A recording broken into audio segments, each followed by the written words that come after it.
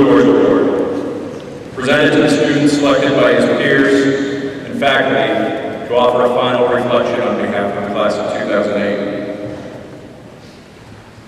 I ask that Ian Toner come forward now to receive this award and offer his reflection.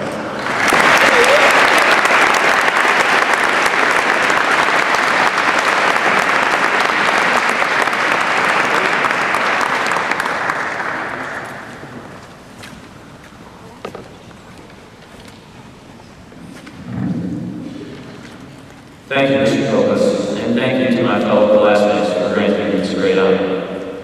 In September 2004, most of us were shorter, lighter, and spoke in higher-pitched voices. No students had heard about the land on Clinton Street. Mr. Giudini was principal, and Frauenheim Hall seemed as solid as the Rock of Gibraltar. Members of the class of 2008, do you remember when Mr. Giudini and Mr. Fitzgerald spoke to us at orientation and told us to look at the people in the seats around us because some of us wouldn't be here at the end of 4 years? Well, look at us now, in May of 2008. We've made it. Most of us are taller, heavier, and speaking in lower registers. We're playing lacrosse on Clinton Street fields. Mr. Kopas is completing his second year as principal. Frauenheim has already gone to make way for the new field house, and a new science room is moving from the drawing board to reality. But most importantly, we have learned to swim in the deep end. We have survived the rigors of CHS, and we are ready to graduate. We feel, we have, we band of brothers. I must say that I am particularly proud to be a part of a graduating class that has wholeheartedly embraced the motto bestowed on it by the Campus Ministry Department years ago. That motto reads, as Father Benny pointed out, if you want peace, work for justice. I can take a myriad of examples to support the claim that we, members of the class of 2008, have wanted peace, and in turn, we've worked for justice. We have given up parts of our summer vacations to travel to Texas and Newburgh, and we've parted with Easter vacation time to travel to the Dominican Republic and Newburgh again. At each of these locales, we have worked to better our local communities and to bring about justice. We have experienced the meaning of Jesuit ideals, and we have been possessed by an infectious desire to continue such service work. And thus far, I have failed to tip my hat to the extraordinary service projects that Crusaders have completed here in Western New York.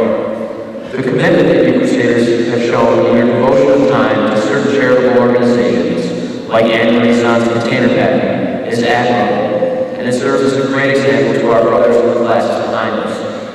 Freshmen, sophomores, juniors, the best advice I can give you, aside from advising you to stay committed to the pursuit of excellence, is to embrace your class of honor. In doing so, you will fulfill the Ignatian ideal of being a man for others, and you will rapidly advance on your journey to reaching your fullest potential. When I was writing this speech, this is the point where I got stuck and came down with writer's block. But luckily, after a while, a flood of memories came to the forefront of my mind, and I feel compelled to share them with you now. I know in my freshman year, I was scared to death of Father Lux, whose screams rang out across the entire school. The prospect of walking into campus ministry, where all the big seniors hung out, petrified me as well. But I also remember Mr. Rizzo falling to the ice at one of our daily club hockey practices. After he saw all of us laughing at his severity, he decided it would be equally funny to make us skate for the rest of the practice. Mr. Rizzo, you really do have a sick and twisted sense of humor. I also recall one sophomore AP World History class too, taught by Father Louis Zimbabwe Garaventa, in which Peter Ford threw an orange in the window and proceeded to mumble, "I'm sorry, that was suspension. Should I go turn myself in? That was suspension." Pete's not here today, is he? During my junior year, I could often be found taking AP U.S. History study packets before those daunting tests. One time, when collaborating with my good friend Jack Dobweier, I thought it would be funny to throw some misinformation into one of those packets. Consequently, tens of juniors believed, at least for a short period of time, that 6-year-olds were drinking whiskey with breakfast before the dawn of the temperance movement. And one of my fondest memories of my filming, I witnessed the beginning of what I know will turn out to be an astounding acting career for our own Mr. Adam Bailey. I surely hope that everyone remembers the debut of Neighbortooth.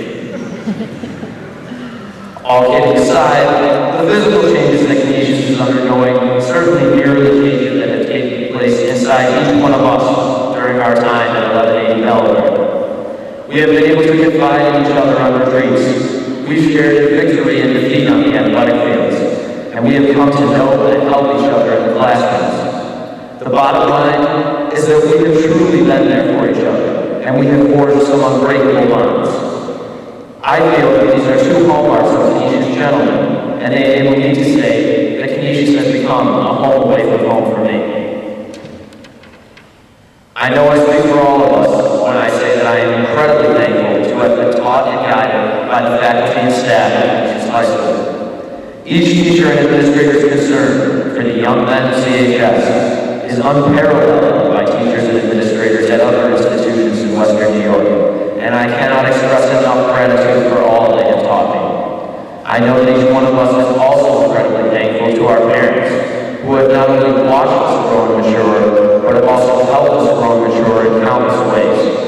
I thank my parents for their unconditional love and support, and for putting up with my own shortcomings as a teenager. Some of us will continue our educations here in Buffalo, while others will venture to Pakistan for medical school. Nonetheless, wherever life may take us, all of us can proudly call Canisius our home, and we can be confident in knowing that our parents and teachers have supplied us with the tools and foundations that we need to succeed in academia and life. Know that CHS will always hold a special place inside you. Remember that all we do is for the greater glory of God, and above all else, live the fourth. Thank you.